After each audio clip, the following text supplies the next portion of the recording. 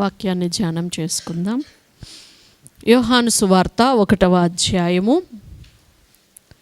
29-30. మరునాడు యోహాను యేసు తన యొద్దకు రాగా చూచి, ఇదిగో లోక పాపమును మోసుకొని పోవు దేవుని గొర్రెపిల్ల, నా వెనుక ఒక మనుషుడు వచ్చుచున్నాడు, ఆయన నాకంటే ప్రముఖుడు గనుక నాకంటే ముందటివాడు ఆయనని నేనెవరిని గూర్చి చెప్పితినో ఆయనే ఈయన. చాలు. ప్రార్థన. పరిశుద్ధము నిష్కళంకమైన యేసయ్య రక్తం ద్వారా తండ్రి మీ సన్నిధిలో ప్రార్థన చేస్తూ ఉన్నాం. ఈ వాక్య భాగంలో నుండి మీరు మాతో మాట్లాడండి, మమ్మను దర్శించండి, బలపరచండి. మీ నామమునకు మహిమకరంగా మమ్మను అందరినీ సిద్ధపరచమని యేసు నామంలో అడిగి పొందుకొని ఉన్నాము తండ్రి. ఆమేన్. ఈ యొక్క బాప్తిస్మం ఇచ్చు యోహాను యేసు ప్రభుని చూసినప్పుడు, ఈయన లోక పాపములు మోసుకొని పోవు దేవుని గొర్రెపిల్ల అంటూ ఒక సాక్ష్యాన్ని ఇవ్వడాన్ని మనం చూస్తున్నాం. వెనువెంట చెప్పిన మాట ఏంటంటే, నా వెనుక ఒక మనుష్యుడు వచ్చుచున్నాడు, ఆయన నాకంటే ప్రముఖుడు గనుక నాకంటే ముందటివాడు ఆయనని నేనెవరిని గూర్చి చెప్పితినో ఆయనే ఈయన.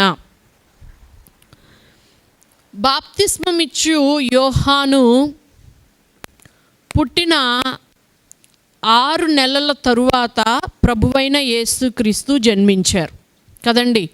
ఎందుకు అనంటే, ఎలిజబెత్ మరియమ్మని గబ్రియేలు దూత దర్శించినప్పుడు చెప్తుంది కదా, నీ యొక్క దూర బంధువైన ఎలిజబెత్ అమ్మను చూడు, ఆమె గర్భము ధరించినది, దేవుని వలన కలిగినది, అది ఆమెకిప్పుడు అది 6వ మాసము అని చెప్తుంది. వెంటనే మరియమ్మ వెళ్ళి ఎలిజబెత్ అమ్మ దగ్గర వెళ్ళి ఒక 3 నెలలు ఉండి పరిచర్య చేసినట్లుగా మనం లూకా సువార్త 1వ అధ్యాయంలో చూడవచ్చు. అంటే ఆ యేసు ప్రభు ఒక్క మాట ద్వారా మరియమ్మ గర్భంలోనికి ప్రవేశించేటప్పటికి దాదాపుగా 6 నెలల గర్భస్థ శిశువుగా బాప్తిస్మమిచ్చు యోహాను ఉన్నాడు. అంటే 6 నెలల ముందు వయసు వానిగా ఉన్నాడు. ఇక్కడ ఏమంటున్నాడంటే, నా వెనుక ఒక మనుష్యుడు వచ్చుచున్నాడు, ఆయన నాకంటే ప్రముఖుడు గనుక నాకంటే ముందటివాడు ఆయనని. ఎవరైనా సరే జనరల్గా మనం ఏజ్ను బట్టి మనం గౌరవిస్తూ ఉంటాం, లెక్కలు వేస్తూ ఉంటాం. ఇది సహజంగా జరుగుతుంది. కానీ ఈయన ముందటి వాడైనప్పటికీ కూడాను యేసు ప్రభుల వారు ప్రముఖుడుగా తనను తాను నిరూపించుకున్నారు గనుక ఆయన ముందటి వాడయ్యాడు, బాప్తిస్మం ఇచ్చి యోహాను కంటే కూడాను. ఈ విషయాన్ని మనం అర్థం చేసుకోవాలండి. అంటే యేసు ప్రభుల వారు బాప్తిస్మమిచ్చు యోహాను కంటే ప్రముఖుడు గనుక దేవుని లెక్కలో బాప్తిస్మమిచ్చు యోహాను కంటే కూడాను ముందటివాడుగా ఉన్నాడు. ఇది మనము అర్థం చేసుకోవాలి. సహజంగా ఏజ్ని బట్టి మనం గౌరవిస్తాం, అది మంచిదేను. అది మనకు తల్లిదండ్రులు కానీ సమాజం కానీ నేర్పించే క్రమం. దానితో పాటుగా దైవిక క్రమాలు కూడా మనం కొన్ని అర్థం చేసుకున్నట్లయితే, బైబిల్ని మనం తరచి చూసినట్లయితే మనకి ఇష్మాయేల్ కనపడతాడు, ఇస్సాకు కనపడతాడు. గల్తీలకు రాసిన పత్రికలో అంటాడు, ఒకళ్ళు శరీర సంబంధి, ఒకడు వాగ్దాన సంబంధి అని అంటాడు.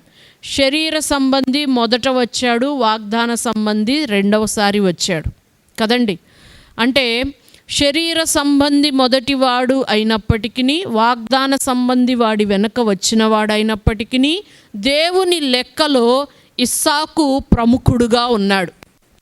వెనక్కి త్రోసివేయబడ్డాడు ఇష్మాయేలు కదండి. అంటే ఒక వాగ్దాన సంబంధి, ఒక విశ్వాసము వలననే కలిగినవాడు, విశ్వాసమునకు మూలముగా జన్మించినవాడు ప్రముఖుడవుతాడు దేవుని లెక్కలో. హల్లెలూయా. మనము రక్తము వలనను, శరీరేచ్ఛ వలనను, మనుష్య ఏచ్ఛ వలనను ఏదో ఒక రకంగా భూమి మీద జన్మించాం. కానీ ఎప్పుడైతే అక్షయ బీజమైన వాక్యము వలన విశ్వాసము ద్వారా జన్మిస్తామో, క్రొత్తగా జన్మిస్తామో, పైనుండి జన్మిస్తామో, దేవుని లెక్కలో మనం ప్రముఖులుగా అవుతాం. ఒకవేళ శరీర సంబంధులు మనకంటే భాగ్యవంతులు ఉండొచ్చు, మనకంటే ఏమంటారు చదువున్న వాళ్ళు ఉండొచ్చు, ఏజ్లో ఎక్కువ వాళ్ళు, జ్ఞానంలో ఎక్కువ వాళ్ళు, చదువులో ఎక్కువ వాళ్ళు చాలామంది ఉండొచ్చు. కానీ దేవుని లెక్క ఈ విషయంలో మారిపోతుంది అనడానికి ఇస్సాకు మనకి ఒక సాక్షిగా ఉన్నాడు. శరీర సంబంధి మొదటి వచనను ఒక వాగ్దాన సంబంధి, ఒక విశ్వాస సంబంధి వచ్చిన తరువాత ఈ వాగ్దాన సంబంధి, ఈ విశ్వాస సంబంధి ప్రముఖుడయ్యాడు. శరీర సంబంధి వెనక్కి త్రోసివేయబడ్డాడు. హల్లెలూయా. అలాగుననే ఈ ఇస్సాకు సంతతిలో కూడా మనము ఒక ఏశావును, యాకోబును చూసినట్లయితే ఒక దేవుడు ఇచ్చిన ఒక వరాన్ని నిర్లక్ష్య పెట్టేవాళ్ళు, వెనక్కి త్రోసివేసేవాళ్ళు, ఒక్క పూట కూటి కొరకు జ్యేష్ఠత్వపు హక్కును అమ్మివేసుకున్న భ్రష్టత్వము కలిగితే గనుక వాడు ఎంత ముందటివాడైనా సరే వాడు వెనక్కి తోసివేయబడతాడు. ఆ యొక్క జ్యేష్ఠత్వం యొక్క విలువని గ్రహించిన వాడు ప్రముఖుడుగా మారిపోతాడు. హల్లెలూయా. ఈ వాగ్దాన సంబంధిలో నుండి వచ్చిన వాళ్ళే అయినప్పటికీ, ఈ విశ్వాస మూలముగా జన్మించిన వారే అయినప్పటికీ కూడాను ఒక వ్యక్తి గనుక ఒక నాటి సుఖానుభవం కొరకు దేవుణ్ణి వెనక్కి త్రోసేస్తే మేబీ ఆ వ్యక్తి వెనక్కి త్రోసివేయబడి వెనకబడిపోవచ్చు. ఎలాగైతే దేవుని కొరకు ఆశ గొనిగి ఏ విధం చేతనైనా ఒక ఆశీర్వాదాన్ని పొందుకోవడం కొరకు ఒక పోరాటం ఉన్న వ్యక్తి వెనకటి వాడైనా సరే ముందుకొచ్చేయచ్చు కదండి.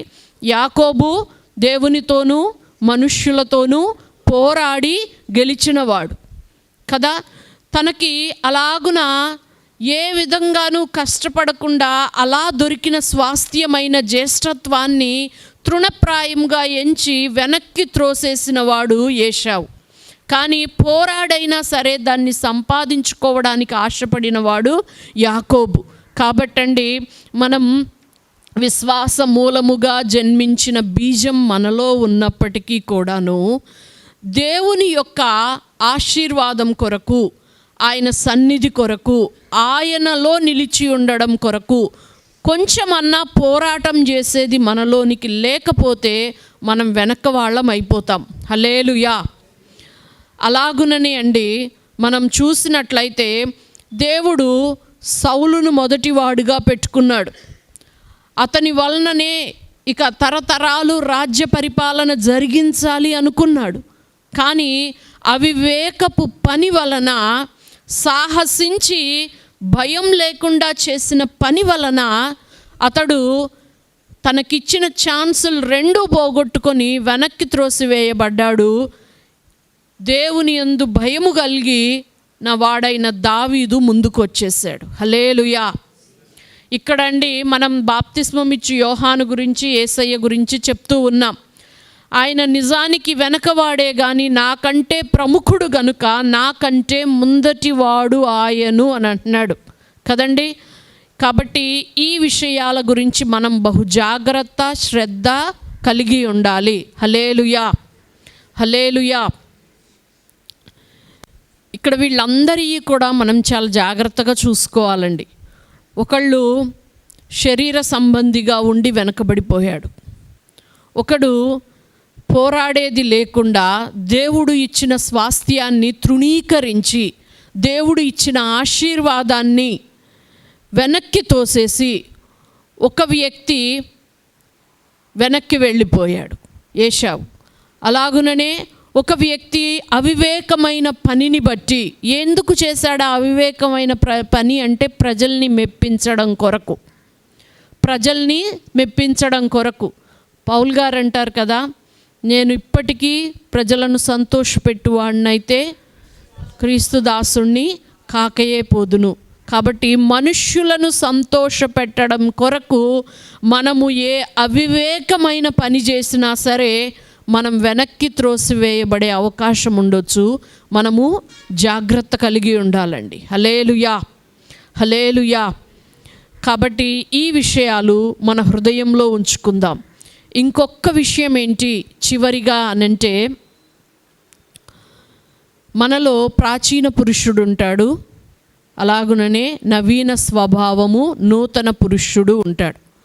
ఇంకా రకంగా చెప్పాలి అంటే బాహ్య పురుషుడు ఉంటాడు, అంతరంగ పురుషుడు ఉంటారు.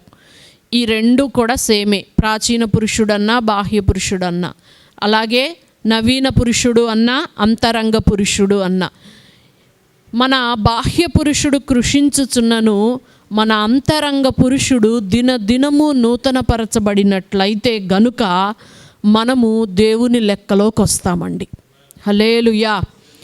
దినములు గడిచే కొద్దీ కూడాను పుట్టడానికి చూస్తే బాప్తిస్మం ఇచ్చి యోహాను మొదట పుట్టాడు, ఇష్మాయేలు మొదట పుట్టాడు, ఇస్సాకు ఏషావు మొదట పుట్టాడు, సౌలు మొదటి రాజుగా వచ్చాడు. కానీ వాళ్ళ యొక్క పొరపాట్ల వలన, తప్పిదాల వలన, అవిశ్వాసం వలన వాళ్ళ స్థానాన్ని కోల్పోయారు కదండి. మనము బాహ్య పురుషుడు మనలో బలంగా ఉంటాడు. మనం క్రైస్తవులుగా మన జీవితాన్ని ప్రారంభించినప్పుడు అంతరంగ పురుషుడు ఒక పసి బిడ్డలాగానే ఉంటాడు. కానీ దినాలు గడిచే కొద్దీ బాహ్య పురుషుడు ప్రాచీన స్వభావము బలహీనపరచబడుతూ చివరి దశకు వచ్చేటప్పటికి వాడు అసలు కనపడకూడదు. కానీ దినములు గడిచే కొద్దీ మన అంతరంగ పురుషుడు, ఆ నవీన స్వభావం అనేది, అంతరంగ స్వభావం అనేది దినదినము నూతనపరచబడతా ఉండాలి. హల్లెలూయా కదండి. మనకి పుట్టిన శిశువులలో ఫస్ట్ చాలా ఫాస్ట్గా గ్రోత్ కనిపిస్తూ ఉంటుంది కదా. అలాగుననే గ్రోత్ అనేది కనపడాలి.